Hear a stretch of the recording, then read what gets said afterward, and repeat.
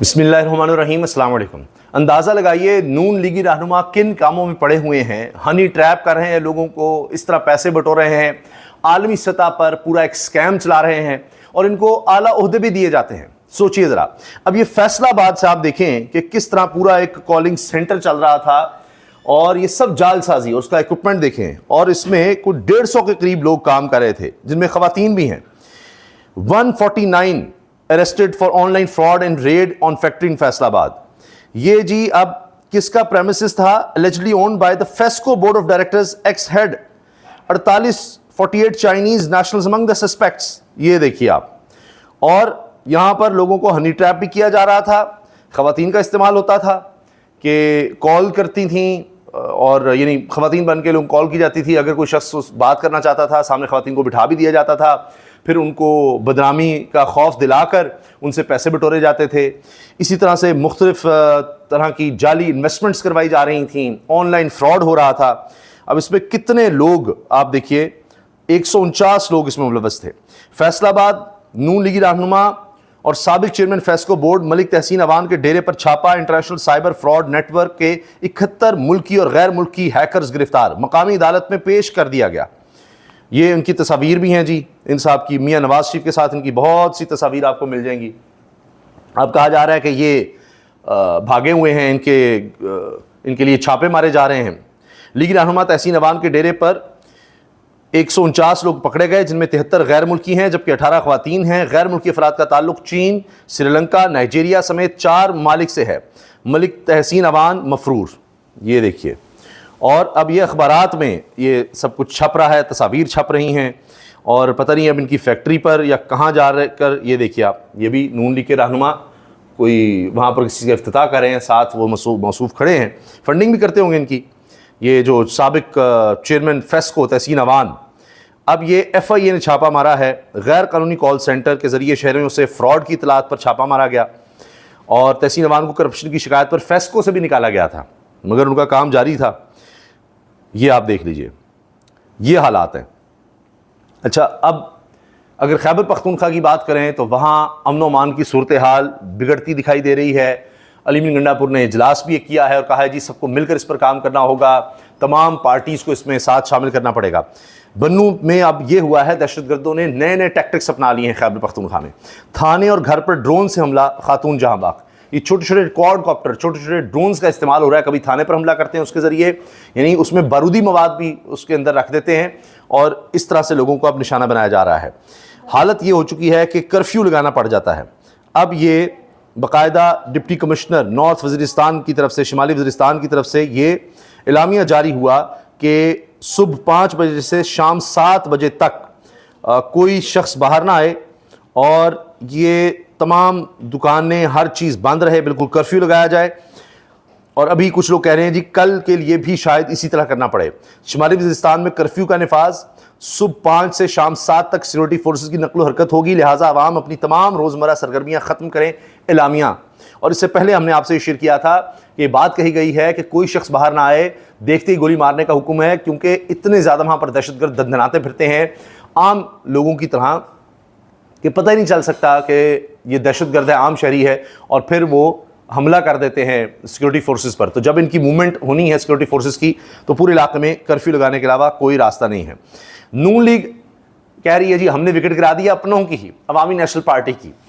अब इसमें कई पहलू हैं। ये अवामी नेशनल पार्टी की रहनुमा समर हारून बिलोर साहिबा की वज़ीर-ए-आज़म शहबाज शरीफ से मुलाकात, मुस्लिम लीग नून में शमूलियत इख्तियार की, और फिर इनको अब टिकट भी दी जा रही है। जो लूट का माल मिल रहा है ना जी मखसूस नशिस्तों का, वो भी इनको टिकट अब दे दिया जाएगा। नहीं, ये MNA खवातीन की सीट पर मुंतखब हो जाएंगी। अब ये अवामी नेशनल पार्टी की रहनुमा थी, और ख़ानदानी तौर पर अब भी इनके बड़े अवामी नेशनल पार्टी के साथ कहते जी हम हैं। अब बात यह है कि अवामी नेशनल पार्टी ख़त्म होती जा रही है, यानी उनके लीडर अहमद वली को भी बलूचिस्तान से सेनेटर बनवाया जाता है। इसी तरह फजलुर रहमान साहब भी अब सियासत तौर पर ज़िंदगी रखनी है तो बलूचिस्तान के थ्रू। खैबर पख्तूनख्वा में एक ही जमात रह गई है, और वो है तहरीक इंसाफ। उसको ख़त्म करने के चक्कर में उसको और पॉपुलर कर रहे हैं, क्योंकि वहाँ पर जिस तरह बंदर बांट हुई है कि जिसके पास इतनी जनरल सीटें नहीं आई, उससे ज़्यादा मखसूस नशिस्तों में बांट दी गई हैं। और अब ये ख्वाहिशात हैं कि जी किसी तरह इसको हुकूमत को गिरा दें। और पीपल्स पार्टी के गवर्नर साहब फरमा रहे हैं کہ جی ایک بھی ہمارے پاس زیادہ آ گئی نا سیٹ اب تو ہم یہ پھر عدم اعتماد لیں گے گنڈا پور کے خلاف. ابھی ان کے ساتھ بیٹھ کے خوشگپیاں بھی چل رہی تھیں, وہ ویڈیو سامنے آئی تھی. تو سیاست میں یہی سب کچھ ہوتا ہے, یہی سب کچھ چلتا ہے, یہی ہمارے ہاں کا دستور ہے. اپنے لوگوں کے ہی لوگ توڑ کر یہ جی وکٹیں اڑائی جا رہی ہیں. مطلب یہ ہے کہ عوامی نیشنل پارٹی تو فارغ ہو گئی ہے, اور اب اس طرح کے لوگ جن کا ووٹ بینک نہیں ہے وہ نون لیگ میں شامل ہو رہے ہیں. نون لیگ کے پاس خود کیا ہے خیبر پختونخوا میں؟ کچھ بھی نہیں. یہ اب ان کی دیہڑی چل رہی ہے جب تک چل رہی ہے, اس کے بعد کچھ نہیں بچنا. اب جیو نیوز نے بھانڈا پھوڑ دیا ہے جی, اور جیو نیوز پہ بھی یہ خبر آ گئی ہے. ویسے ہر جگہ اب یہ خبر موجود ہے. وفاقی حکومت کا, سنیے گا ذرا غور سے, 300 ارب روپے کی گندم امپورٹ کرنے کا فیصلہ بدنیتی پر مبنی تھا. آڈیٹر جنرل کی رپورٹ میں تصدیق ہو گئی ہے. انصار عباسی صاحب یہ خبر دے رہے ہیں, آڈیٹر جنرل پاکستان کی رپورٹ میں تصدیق کی گئی ہے کہ وفاقی حکومت کا 300 ارب روپے کی گندم امپورٹ کرنے کا فیصلہ بدنیتی پر مبنی تھا, جو ناقابل اعتماد ڈیٹا کی بنیاد پر کیا گیا. بدنیتی جان بوجھ کر, نیتی غلط تھی, لیکن کوئی سزا نہیں ہوگی. سب اس میں ملے ہوئے ہیں. کسان کو مار دیا انہوں نے, 300 ارب روپے کا یہ ڈاکہ مارا ہے.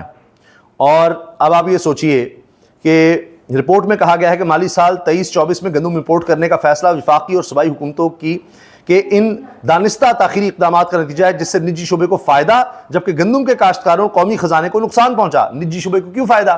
اپنے لوگ وہاں پر ہوں گے, مڈل مین, فلاور ملز, دیگر, ان کو فائدہ دینا تھا. کسان مار دیا, کیونکہ یہ لوگ اس لیول کے تھوڑی ہیں کہ جا کر کھیتی باڑی کریں گے.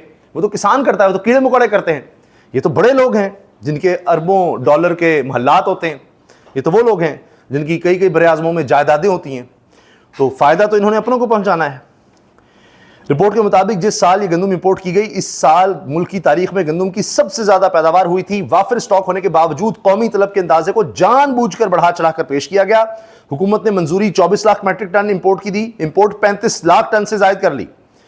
اب آپ سوچئے, بدنام زمانہ گندم سکینڈل کی سنگینی کی سرکاری طور پر تصدیق ہوئی ہے. پنجاب اور سندھ نے کم گندم جاری کر کے مصنوعی قلت اور قیمتوں میں اضافے کے اسباب پیدا کیے. جان بوجھ کر سارا کچھ کیا. لوگوں کو خراب گندم بھی یوٹیلیٹی سٹور کے ذریعے خراب کھلائی, مضر صحت گندم ان کو بھی کھلائی, آٹا ان کو کھلایا.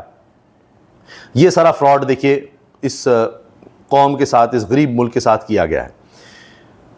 وعدے اور یقین دہانیاں جھوٹی نکلی. شوگر ڈیلرز نے حکومت کو گھما کر رکھ دیا, چینی پھر مہنگی ہو گئی. یہ لے جی, یہ بھی جیو نیوز نے خبر دی ہے. یعنی یہ ملک اب صرف مافیاز کے لیے رہ گیا ہے. چینی مافیا, گندم مافیا, اور انہی کو فائدہ پہنچانے کے لیے سب کر رہے ہیں. پھر کہتے ہیں آخر میں سنیے کہ جی بے نظیر انکم سپورٹ پروگرام ہم بڑا کمال چلایا ہے. تحریک انصاف کے دور میں, عمران خان کے دور میں کتنا سکینڈل پکڑا گیا تھا. ثانیہ نشتر صاحبہ نے جس طرح سے محنت کر کے پکڑا تھا کہ جی سونے کے کڑے پہن کے عورتیں آ رہی ہیں اور وہ جناب یہ انکم سپورٹ پروگرام سے چند ہزار روپے لے رہی ہیں. اس کے بعد انہوں نے بڑا شور مچایا, اتنے لوگ نکال دیے, یہ کر دیا, وہ کر دیا. اب دوبارہ انہوں نے مزید لوگ بھرتی کر لیے, اور اس میں کیا ہوا ہے, سندھ کے صرف ایک ضلع میرپور خاص میں بے نظیر انکم سپورٹ پروگرام کے گریڈ 1 سے گریڈ 18 تک کے 72 سرکاری ملازمین کی بیگمات نے غیر قانونی فائدہ اٹھایا. جیو نیوز کے مطابق ان خواتین کو 1,90,000 تک امدادی رقم جاری کی گئی ہے. یہ حال ہے ان کے منصوبوں کا. اب آپ سوچ لیجئے, یہ تو انہوں نے حال کیا ہوا ہے. اب یہاں پر یہی دیہڑیاں لگا رہے ہیں, شوگر مافیا, گندم مافیا, یہ انکم سپورٹ مافیا. ملک کے حالات کیا ہیں, انٹرنیٹ بند کرنا پڑتا ہے, کرفیو لگانا پڑتا ہے جب ہماری سیکورٹی فورس کو موومنٹ کرنی ہو, پیٹرول پمپ بند کرنے پڑتے ہیں, وہاں پر دکانیں بند کرنی پڑتی ہیں, اسکول بند کرنے پڑتے ہیں, گھروں سے لوگ نہیں نکل سکتے. یہ حالات ہیں. ان کی توجہ مار دھاڑ پر ہے. یہ اسکینڈلز میں نے آپ کے سامنے رکھ دی ہیں, اور جیو نیوز جو رپورٹ کر رہا ہے, اور بھی سبھی کر رہے ہیں, لیکن میں نے بتایا نا جی یہ جیو کو تو یہ ڈینائی نہیں کرتے اس طرح, تو وہاں سے یہ خبریں آ رہی ہیں. پھر آپ یہ دیکھیں کہ ان کے اپنے لوگ کس کس طرح کے فراڈز میں ملوث ہیں. یہ حالات ہیں ملک کے اور حکمرانوں کے. اجازت دیجیے, اللہ حافظ.